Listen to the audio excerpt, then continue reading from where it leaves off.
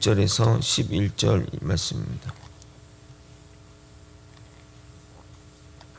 저와 번갈아 교독하신 후에 마지막 절은 함께 읽도록 하겠습니다.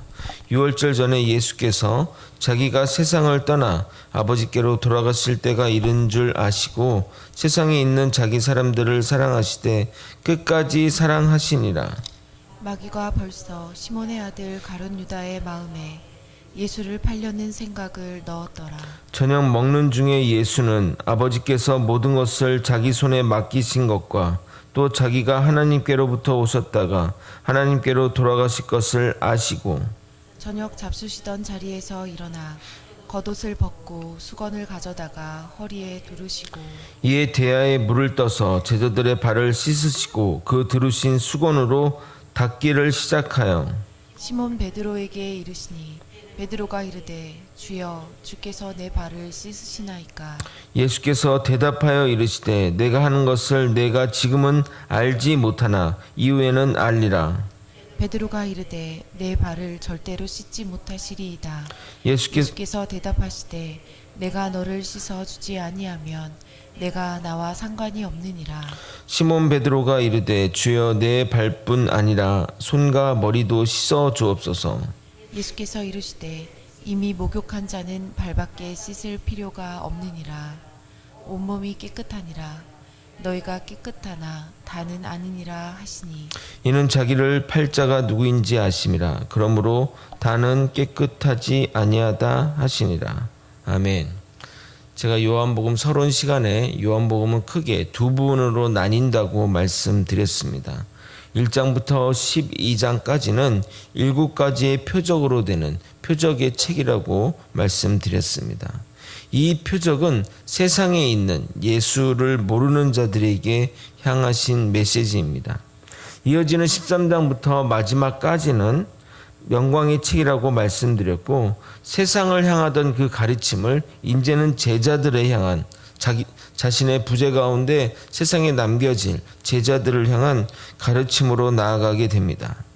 요한복음에서 말하는 이 영광은 주님이 명하신 일을 하고 주님께로 돌아가는 것을 말하는 것이고 그 길이 바로 십자가 사명의 길임을 오늘 본문 가운데서도 보여주고 있습니다. 그 중에 13장부터 17장까지는 마가의 다락방에서 예수님이 제자들에게 가르친 말씀들을 기록하고 있습니다. 그래서 마가의 다락방 강화라고 이 장들을 얘기합니다. 예수님은 십자가 순환을 앞두고 이제 자신의 부재 가운데 세상에 남겨질 제자들을 준비시키기 원하셨습니다. 예수님이 제자들을 가르치고자 하면서 가장 먼저 하신 것이 바로 세족식입니다. 그러니까 제자들을 가르치고 하는데 가장 먼저 꺼낸 카드가 세족식이므로 우리는 세족식이 의미하는 바가 엄청남을 짐작할 수 있습니다.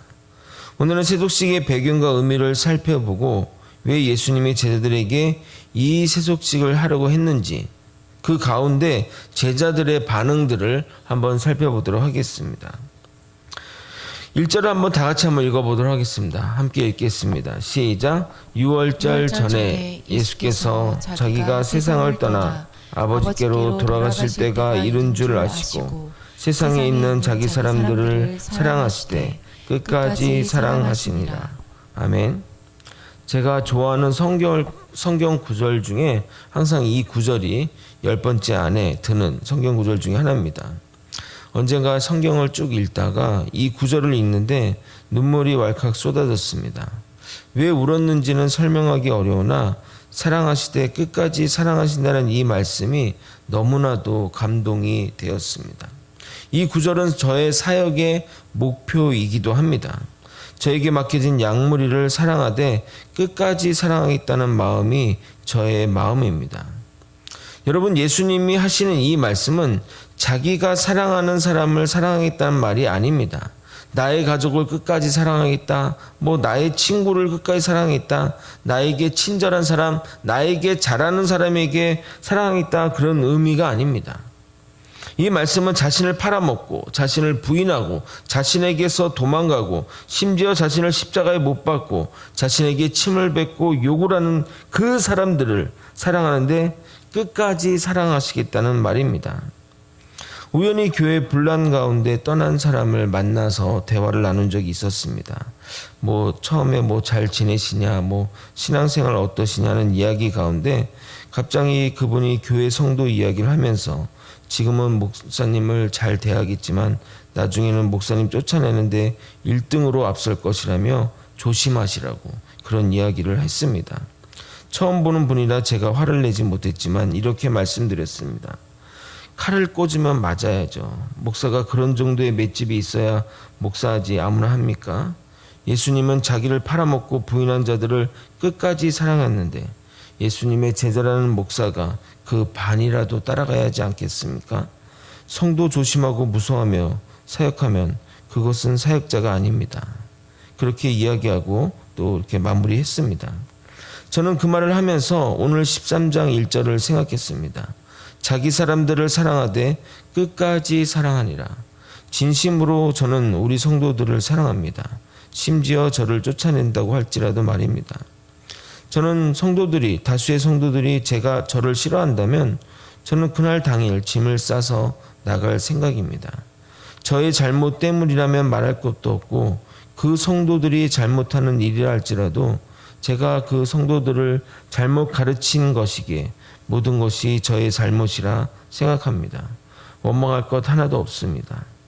거제의 소망교회 성도 여러분, 이제는 서로에 대한 미움을 내려놓고 믿음의 성도들끼리 서로 사랑했으면 좋겠습니다.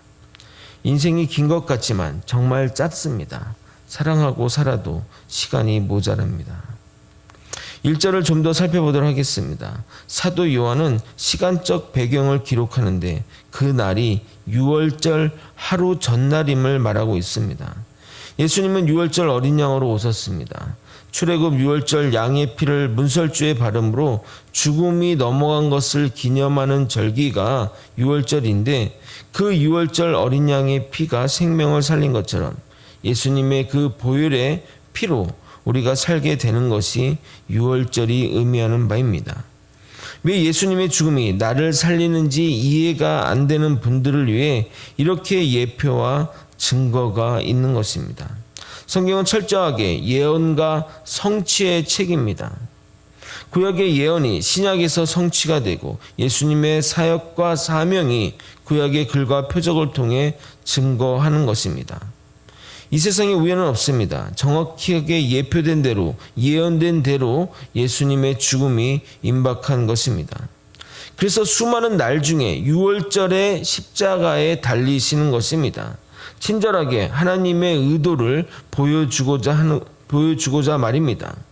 6월절 출애굽 6월절 사건을 통해 양의 피가 장자를 살린 것처럼 예수님의 그 보혈의 피가 우리를 살리실 것을 알려주고 있는 겁니다.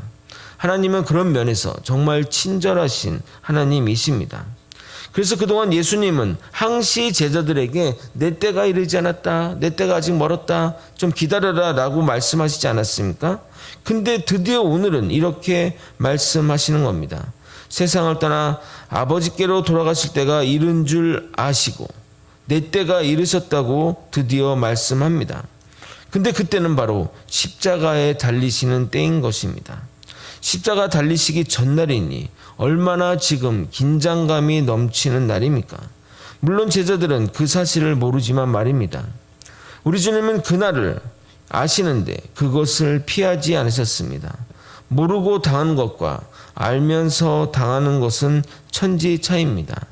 예수님은 내일 십자가에 달리실 것을 아시고 이렇게 차분하게 제자들과 식사를 나누고 이 이후의 일들을 소화하고 계신 것입니다.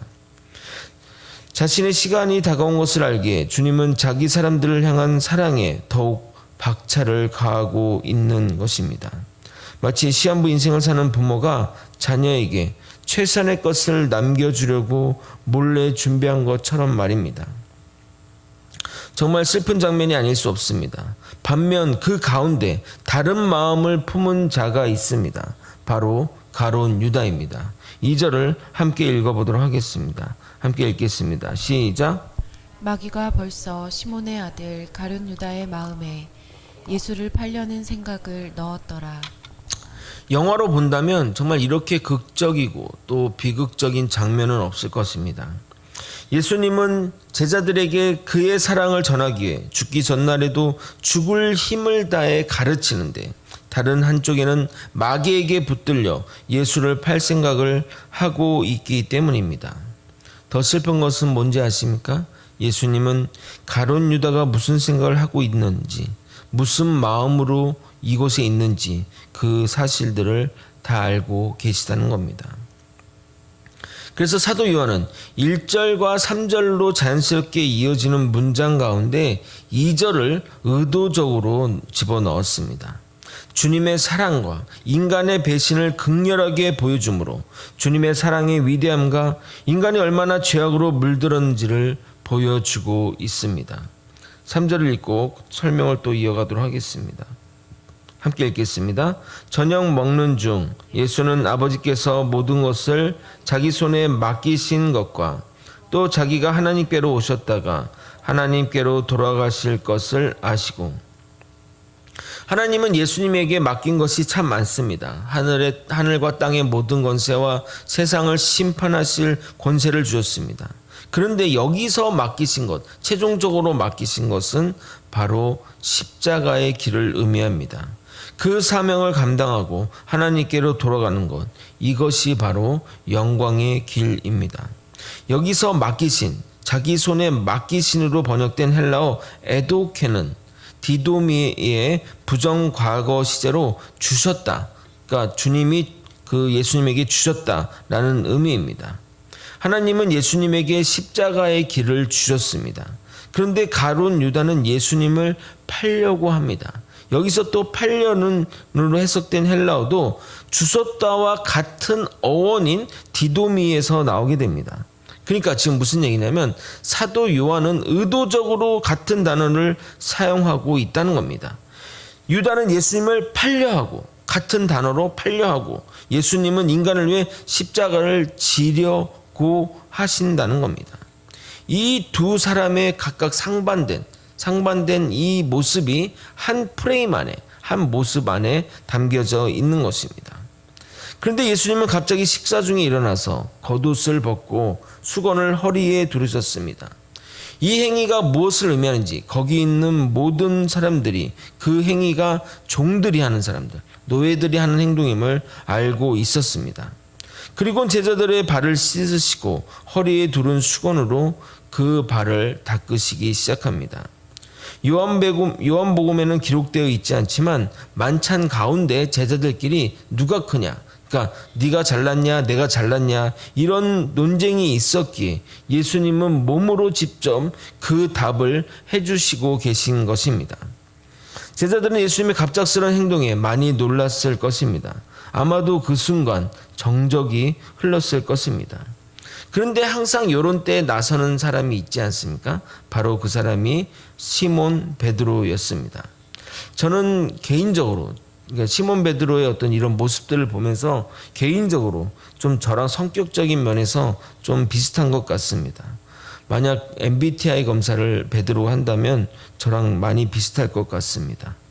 만약 시몬 베드로가 물어보지 않았다면 주님이 하시는 의도를 제자들이 못 알았고 우리도 못 알았겠죠.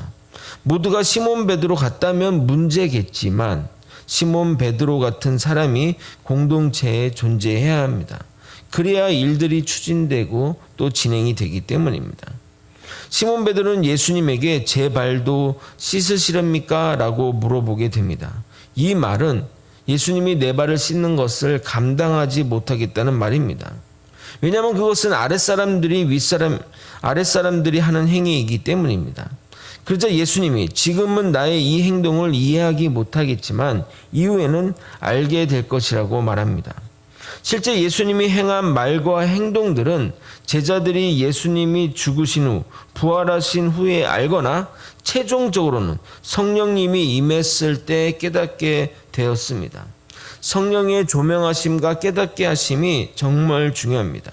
그래서 예수님은 이 성령을 진리의 영이라고 하셨습니다. 성령이 임해야 우리가 진리를 깨닫고 은혜 아래 행할 수 있습니다.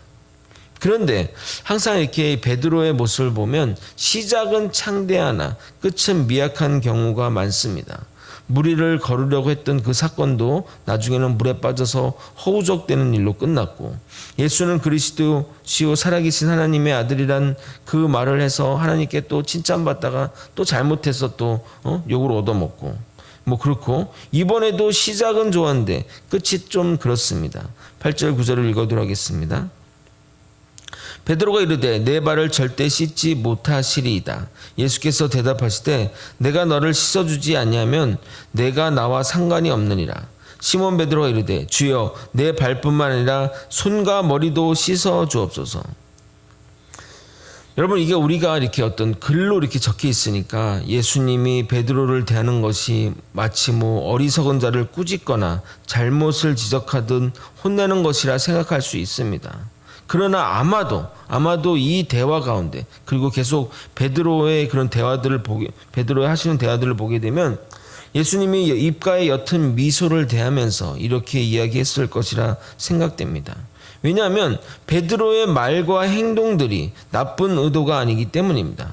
조금은 투박하고 조금은 어설퍼도 그의 마음은 주님을 향해 있습니다. 내가 나와 상관이 없다고 하자 바로 내 발불뿐 아니라 손과 머리도 씻어달라고 하는 모습이 저는 눈에 그려져, 정말 요즘 축구 용어로 두 분이 티키타카 하는 것처럼 부럽기도 합니다. 누가 예수님께 저렇게 이야기하며 농담할 수 있겠습니까? 우리는 글로 이렇게 접하니까 예수님이 근엄하고 마치 혼내는 것처럼 들리지만, 저는 제자를 사랑하는 선생님과 선생님에게 인정받고 칭찬받고 싶어서 애쓰는 학생과의 친밀한 대화처럼 여겨집니다. 예수님은 계속해서 이렇게 제자들의 발을 씻어주셨고 자신을 판 가룟 유다의 발도 씻어주셨을 것입니다. 예수님은 그가 자신의 팔자임을 알면서도 제자들을 끝까지 사랑하시는 모습을 보여주게 됩니다. 10절 11절입니다. 예수께서 이르시되 이미 목욕한 자는 발밖에 씻을 필요가 없느니라. 온몸이 깨끗하니라. 너희가 깨끗하나 다는 아니리라 하시니, 이는 자기를 팔자가 누구인지 아심이라. 그러므로 다는 깨끗하지 아니하다 하시니라. 아마도 제자들은 예수님의 이 말이 발이 더러운 제자가 있다는 말로 이해했지 그 깊은 의미까지는 깨닫지 못했을 것입니다. 그럼에도 예수님이 제자들에게 이렇게 말씀하시는 이유는 가룟 유다가 들으라고, 가룟 유다가 들어서 정말 돌아올 기회를 계속해서 주고 있는 겁니다. 왜냐하면 자신이 더러운지는 남이 알려주지 않으면 모르기 때문입니다. 과거에 골뚝 청소부가